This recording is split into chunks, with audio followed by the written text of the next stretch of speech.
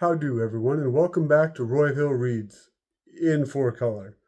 Yeah, I just have a one comic book for you. It's gonna be a lot of spoilers, so just so you're aware. But I have for you Daredevil #1 of the most recent volume, written by Stephanie Phillips. The art is by Lee Garbett, and the color artist is Frank Martin. And so here's the cover, obviously.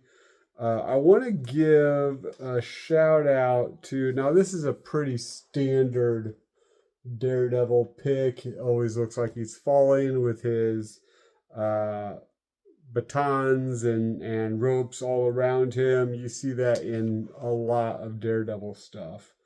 I really like this picture of him. I think it is a lot of the artist, but also the reason I wanted to give a shout out to the colorist is I think the colorist did an amazing job. Here's another one right here where he does a lot with the darkness, the black colors of the panel. I really enjoy that. Um, so yeah, a friend of mine though commented, uh, Matt's hair. I guess he's supposed to have red hair, and this is clearly not red hair, Frank. It's more like a dirty blonde, kind of brown blonde hair. But that being said, I did enjoy the issue. I am a long-standing Daredevil fan. I started reading him in 20, 30, 40 years ago. I'm not exactly sure when, but it was the Frank Miller stuff. Read it into the Typhoid Mary line, and then when I got into comics, I kind of gave up Daredevil when I came back to comics. I did not collect his single issues, but I did buy omnibus issues of his with Mark Waid and Chip Zdarsky.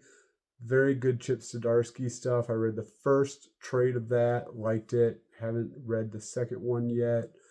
I did read most of Brubaker's run in trades, and then I am starting to get them now in Epic collections. I want to try to eventually get all of the Daredevil run in Epic collection. Now, I know that not all of the Daredevil is out right now in Epic collection, and also a lot of it is out of print, so it's gonna take me a long time. But I really like the character. So let's get into this issue specifically. So Stephanie Phillips is changing up the status quo a little bit. He's not Matt Murdock. If you're not aware, the secret identity of Daredevil, Matt Murdock is a blind lawyer. Him becoming blind was the catalyst of him getting very powerful, like sonar, heightened senses, heightened touch. He can read a newspaper print just by touching it and feeling the ink.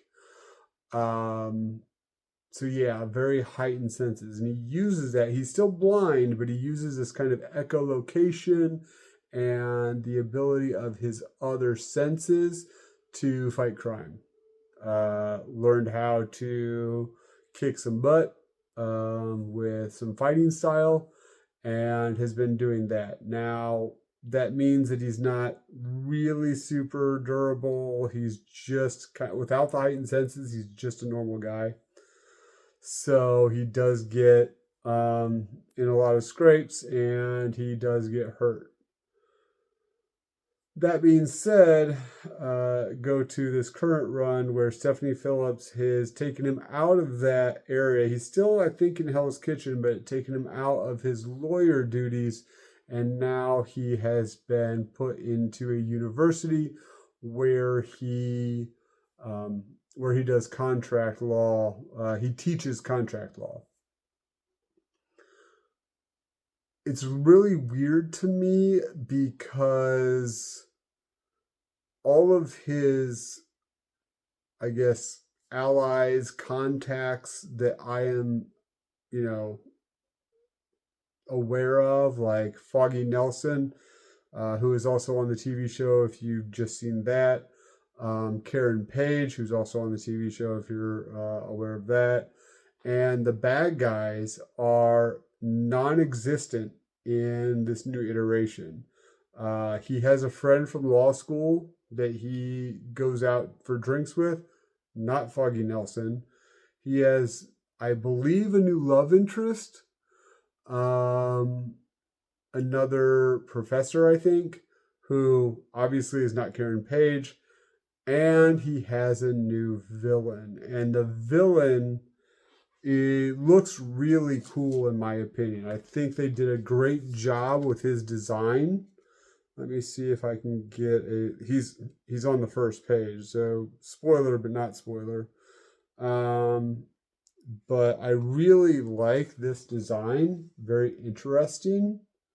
Once again, very good mute colors with the black accentuating, the darkness accentuating the character.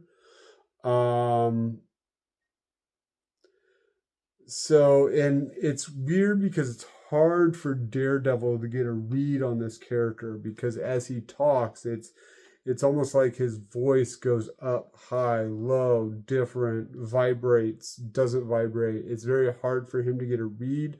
I also don't think that I think it says in there that he couldn't hear his heartbeat. And so it's kind of taking Daredevil for a loop. At the end of the issue, he goes home after dealing with some, patrolling Hell's Kitchen as a superhero does. He goes home and finds that this villain is at his home, at Matt Murdock's home, and come to find out, he thinks he's there. Well, the bad guy is there for Matt Murdock. Daredevil shows up, but he's like, I'm here for Matt Murdock. And so it's weird because he's there for Matt Murdock. He doesn't know, at least we think he doesn't know, that Daredevil is Matt Murdock. And so Matt's kind of like, okay, how do I make it so this guy doesn't realize that we're one and the same? And does this villain really know that they are one and the same? I'm not going to spoil that for you. But that being said, I liked this issue a lot. There were a few things I thought were funny because I'm like, oh my gosh, seriously, this is dumb. This is like there was a joke that was being played on one of the students. Come to find out, it wasn't a joke if I just turned the page. There was a couple times where the comic got me, and Stephanie Phillips, bravo, because I was gonna complain about your book and you got me after I flipped the page. So bravo. That was very nice as I was reading it. All honesty, it didn't knock me out of the park. I did like the things I had mentioned previously. I would probably give this out of a 5, maybe a 3.5. It is good enough that I am going to keep it up. There were a few surprises in there, which I liked. It just didn't really like wow me, grab me, and take me for a ride through Hell's Kitchen, if you know what I mean. But it was good, and I am interested to see where Stephanie Phillips take this. So for right now, I would say Daredevil #1 by Stephanie Phillips, probably about a 3.5 out of 5, but I do recommend it. I think it can only go up from here, and I am very interested to see where Stephanie Phillips is taking Matt Murdock. So for the first time in a long time, I am getting a Daredevil monthly issue, and we'll see how long it lasts. So if you are interested in how long I am getting Daredevil, or if you're interested in where the story is going, let me know down in the comments, and I will do some follow-up videos when the next issues come out. So that is my read of Daredevil #1 by Stephanie Phillips. I hope you all enjoyed it. And since it was a comic book as well, keep reading and remember what your mom always said. If you got to be a dick, don't be a Murdoch. Don't be a devil. Be a Grayson. Thanks, everyone. Keep reading.